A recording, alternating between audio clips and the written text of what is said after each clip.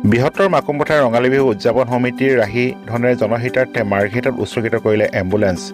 সমাজলৈ আদৰ্শ বাৰ্তা কৰিয়ে আজি বৃহত্তৰ মাকুমপথাৰ আঞ্চলিক ৰঙালী বিহু সন্মিলন 2023ৰ তৰফৰ পৰা জনসাধাৰণৰ সেৱাৰ্থে এখন এম্বুলেন্স সেৱা আগবঢ়ায়।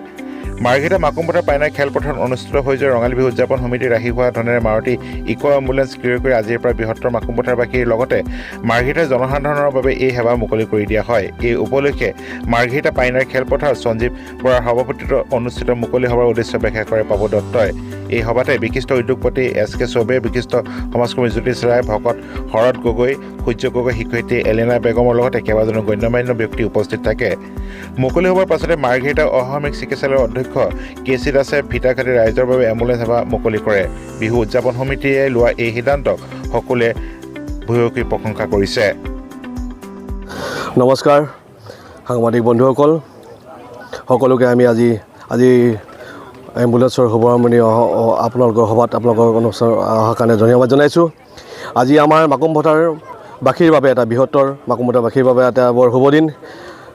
আমি বিশেষত যেতিয়া আমাৰ এপ্ৰিল মাহত যিখন বিহু হৈছিলে, বিহু হওঁতে আমি এটা প্ৰতিজন সদস্যৰ এটা চিন্তা আছিলে যে এটা ভাল কাম কৰোঁ, ৰাইজৰ হকে সমাজৰ হকে এটা ভাল কাম কৰোঁ। তাৰ প্ৰতিজন সদস্যৰ এটা চিন্তা আছিলে। সেই চিন্তাত আজি আমি সফল হ'ব পাৰিছোঁ, আজি আহি উপনীত হ'ব পাৰিছোঁ। আজি প্ৰতিজন সদস্যাৰ একান্ত প্ৰচেষ্টাত আমি বিহুখন অতি সুন্দৰভাৱে উদযাপন কৰিলোঁ। তাত কিছু ৰাহি ধনেৰে আমি আজি ৰাজহুৱা গোটেই মাৰ্ঘেৰিটা মাকুমপথাৰ বৃহত্তৰ লগতে গোটেই মাৰ্ঘেৰিটা বৃহত্তৰ ৰাইজৰ সহায় সুবিধাৰ কাৰণে আমি এখন আজি এম্বুলেন্স সেৱা আজি শুভাৰম্ভ কৰিব লৈছোঁ।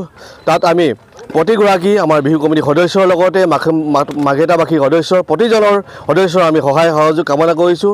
ইয়াৰ পিছতো যিখিনি আমাৰ কাৰ্যসূচী থাকিব বা এম্বুলেন্স খোলাত যিখিনি আমাৰ সহায় সহযোগ লাগিব, প্ৰতিজন আমি মাৰ্ঘেৰিটাবাসী মাকুমপথাৰবাসী ৰাইজত আমি এই এম্বুলেন্সখন আৰু যাক সুচাৰুৰূপে পৰিচালনা কৰিবৰ কাৰণে আৰু চলাই নিবৰ কাৰণে প্ৰতিজন আমি সদস্যৰ আৰু ৰাইজৰ আমি সহায় সহযোগ কামনা কৰিছোঁ। চাওক, আজি আচলতে মাৰ্ঘেৰিটাবাসী ৰাইজৰ বাবে এক শুভ দিন।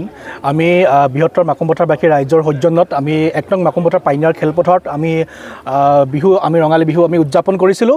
আৰু ৰঙালী বিহুখন আমি উদযাপন কৰাৰ শেষ হোৱাৰ পিছদিনাখনে আমি বাজেট দাখিল কৰিছিলোঁ। তাৰপিছত আমি দেখিবলৈ পালোঁ যে আমাৰ হাতত প্ৰায় 1,70,000 টকা ধন আমাৰ ৰাহি হ'ল। আৰু আমি ভাবিলোঁ যে আমি এই ৰাহি হোৱা ধনেৰে আমি সমাজৰ উন্নয়নৰ বাবে কিবা কাম আমি হাতত ল'ম বুলি, আৰু আমি অৱশেষত আমি এখন এম্বুলেন্স ক্ৰয় কৰাৰ আমি সিদ্ধান্ত গ্ৰহণ কৰিলোঁ।